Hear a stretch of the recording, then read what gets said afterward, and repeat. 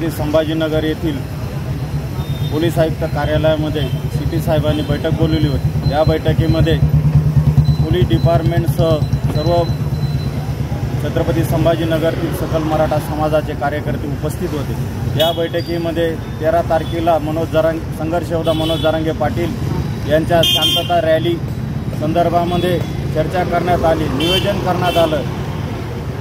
Rally आपल्या CIDCO bus stand येथून 11 वाजता निघणार आहे। सिडको बसस्टँड ते क्रांती चौक इथे त्याचा समारोप होणार आहे। या रॅलीच्या पार्किंगची व्यवस्था वगैरे या सर्व विषयावरती सीपी साहेबांसोबत आणि त्यांच्या डिपार्टमेंटसोबत सखोल चर्चा करण्यात आली व रॅलीमध्ये पोलीस बांधव आणि सकल मराठा समाजाचे समन्वयक सर्व मिळून या रॅलीला कसं शांततापूर्व भव्य रॅली होईल व सामाजिक सलोखा कसा राखला जाईल या संदर्भामध्ये सीपी साहेबांनी मार्गदर्शन केलं। मी गणेश उगले पाटील, धर्मवीर छावा संघटना संस्थापक अध्यक्ष।